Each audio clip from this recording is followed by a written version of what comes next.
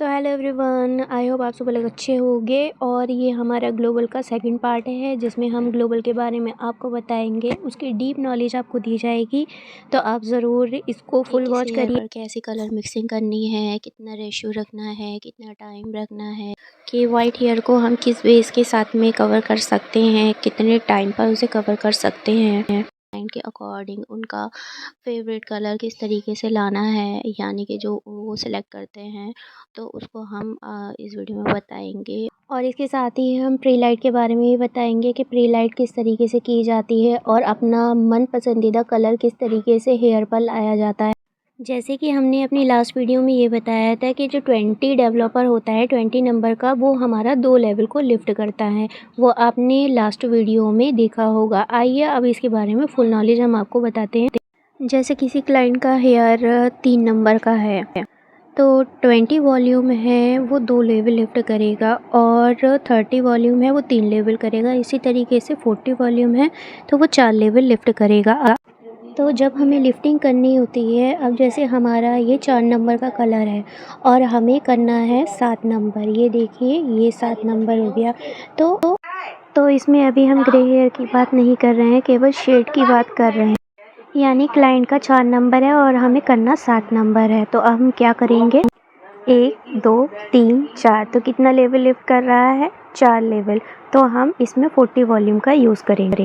40 volume पे directly use करेंगे तो आ जाएगा, लेकिन 40 वॉल्यूम को स्कैल्प पे यूज़ नहीं करेंगे।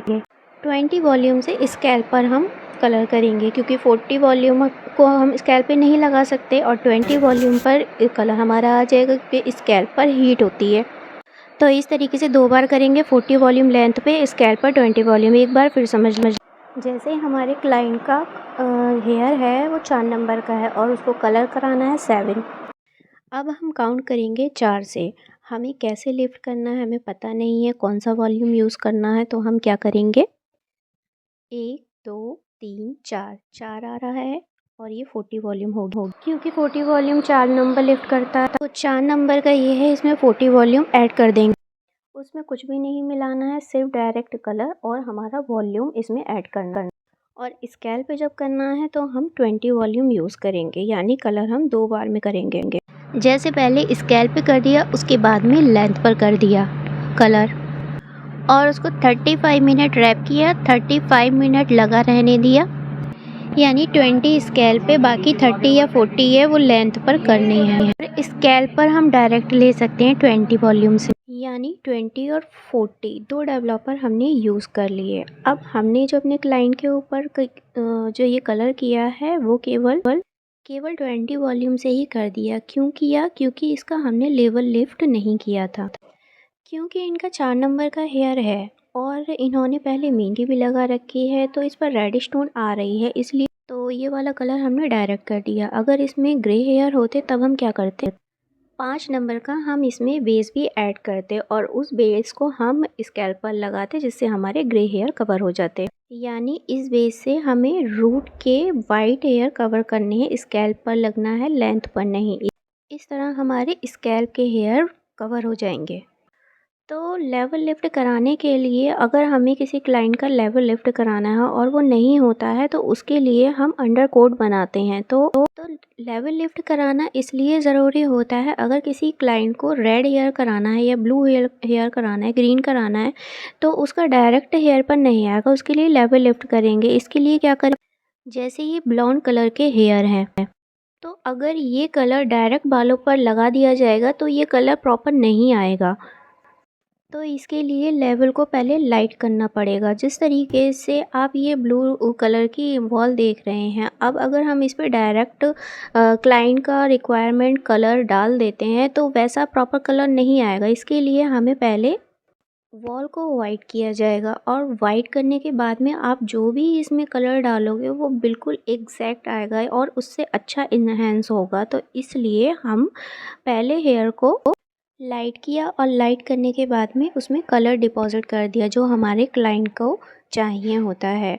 और इसको लाइट करने के लिए ये ब्लीच आती है जिसे ब्लॉन्डर भी बोलते हैं, तो इससे हम पहले बालों को प्री लाइट करेंगे यानी कि लाइट करेंगे, उसके बाद में कलर डिपॉजिट करेंगे, बहुत अच्छे से कलर हमारा प्रॉपर आ जाएगा। टोन टू टोन हमें कलर लेके आना है।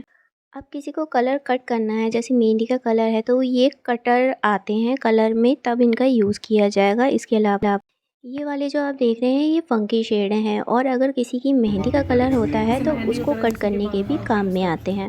मेहंदी वाले में ये 2 कलर हम यूज़ कर सकते हैं। मेहंदी वाले बाल जो बहुत ज़्यादा रेड हो जाते हैं तो उसमें ये कलर डिपॉजिट करके हम लगा सकते हैं, उससे ये कलर निकल जाएगा। जो बहुत मेहंदी का यूज़ करते हैं उनके रेड हो जाते हैं। तो इस तरीके से क्लाइंट की जो रिक्वायरमेंट है, अगर उसे मतलब हाईलाइट कराने हैं तो उसके अकॉर्डिंग हम उतने ही बाल उसको कलर करेंगे, और वरना फिर अगर वो पूरे बाल कराना है तो पूरा हम इस तरीके से करेंगे जैसे कि ये कलर की एप्लीकेशन की गई है। पूरे हेयर पर हमने इस तरीके से कलर कर दिया है, बहुत ईजी तरीके से। नॉर्मल है, सिंपल सा है, क्योंकि जब हमें ऐसा कलर करना है, हमने 20 वॉल्यूम लिया। क्यों 20 वॉल्यूम लिया? इसलिए हमने लिया क्योंकि हमें लेवल लिफ्ट ही नहीं करना है, हम टोन टू टोन काम करेंगे। एक बार और समझ लीजिए, टोन टू टोन का मतलब इस तरीके से होता है, जैसे कि हमारे क्लाइंट के 4 नंबर के हेयर हैं, क्लाइंट के जो हेयर वो 4 नंबर के हैं, तो हमें 4 नंबर ही लगाना है। तो हमारा कोई लेवल लिफ्ट नहीं होना है, 4 नंबर का हेयर है हमारा, उसमें हमने एक 4 नंबर का कलर लिया, 20 वॉल्यूम से हमने एप्लीकेशन कर अब हमारा आ गया 4.4 कॉपर ब्राउन। क्लाइंट का नेचुरली ब्राउन है, यानी 4 नंबर का हेयर है। अब अगर हम ये वाला करेंगे तब भी हम इसको 20 से कर देंगे, तो इसी को कहते हैं टोन टू टोन। अब जैसे ये हमारा ग्रे हेयर है। अब ग्रे हेयर कितनी क्वांटिटी में है, जैसे हमने देखा 25% हमारे ग्रे हेयर हैं। अब क्लाइंट को फैशन शेड कराना है। अब जैसे इनके मान लीजिए 25% ग्रे हेयर है। अब हम देखेंगे कि इनको कलर ही चाहिए, वैसा थोड़ी कि 4 नंबर यूज़ किया है तो 4 नंबर ही कर देंगे, क्योंकि ये क्लाइंट की मर्ज़ी कि क्लाइंट तो कुछ भी बोलेगा कि हमें ये करना है, ये करना है, आप ये भी करो, लेकिन आप ये ज़रूर देखो कि ग्रे हेयर कितने परसेंट हैं। तो ग्रे हेयर उसमें 25% है, हेयर है 25%। तो अब हमें क्या करना है कि कलर को कैसे मिक्स करना है, तो कलर को हम कैसे मिक्स करें 25% ग्रे हेयर है। अब इसमें हमें बेस कितना लेना है और फैशन शेड कितना लेना है। तो जो 25% हमारे ग्रे हेयर हैं उसमें फैशन शेड का हम बता रहे हैं, उसमें हम फैशन शेड लेंगे 75%, जो क्लाइंट ने कलर डिसाइड किया है। 25% बेस लेंगे और इसमें मिला लेंगे। टोटल जितना भी कलर बनेगा उसके अकॉर्डिंग हमें डेवलपर डालना है, इसको अच्छे से मिक्सिंग करना है और अप्लाई कर देना है। अब अगर क्लाइंट के हेयर 50% है तो हमें क्या करना पड़ेगा कि हमें बेस भी 50% लेना पड़ेगा।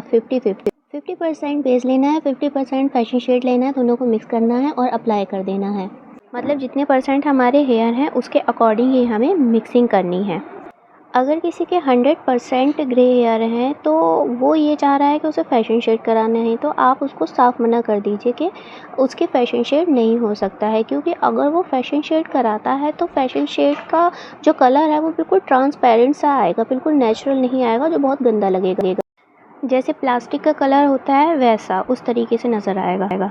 अब ऐसे क्लाइंट पे क्या करना है, ऐसे क्लाइंट पे हमें वही एक ट्रिक करनी है कि उसका अगर 4 नंबर या 5 नंबर उसका जो भी नेचुरल हेयर है उस पर हमें डेवलपर अप्लाई करके उसके स्कैल्प पर कर देना है। उस तरीके से उसे कलर आ जाएगा, लेकिन फैशन शेड नहीं आ पाएगा। और अगर फिर भी वो फैशन शेड कराना चाह रहे हैं तो उनसे आप कह दो कि बहुत ही गंदा दिखेगा, बिल्कुल अच्छा नहीं दिखेगा, बिल्कुल ट्रांसपेरेंट दिखेगा। कोई इतना फैशन शेड कराता है, कभी पिंक कराता है, कभी येलो कराता है, कभी ग्रीन कराता है, तो उसका कलर आ जाता है। लेकिन हम जो बात कर रहे हैं जिनके बिल्कुल 100% ग्रे हेयर हैं, जिनके थोड़े बहुत हैं उनके हो जाता है, लेकिन जिनके प्योर वाइट होते हैं उस पर ये फैशन शेड नहीं आते हैं। फैशन शेड को फंकी कलर भी बोलते हैं, जैसे ब्लू है, ग्रीन है, येलो है, पिंक है। अब जैसे यहाँ 4 नंबर है, चलिए इसको छोड़िए, ये 8 नंबर है, ये आ गया हमारा 4 नंबर से 7.3। तो हमें लेवल लिफ्ट करना पड़ेगा। लेवल लिफ्ट करने के लिए हमें क्या करना पड़ेगा, हमें दूसरी वॉल्यूम लेनी पड़ेगी और वैसे ही काउंटिंग करनी पड़ेगी कि कितना लेवल लिफ्ट कर रहा है। उसके बाद में चेक करना पड़ेगा कि कितना लेवल लिफ्ट किया है। अब जैसे कि अब जैसे कि 7.3 किया, अब यहाँ 4 से हमने काउंटिंग की, लेकिन ये सिर्फ जितनी भी काउंटिंग है हमारी केवल ये आइडिया है। हमें क्लाइंट पर ये खुद चेक करना पड़ेगा कि उसको कितना कलर चाहिए है। इस तरीके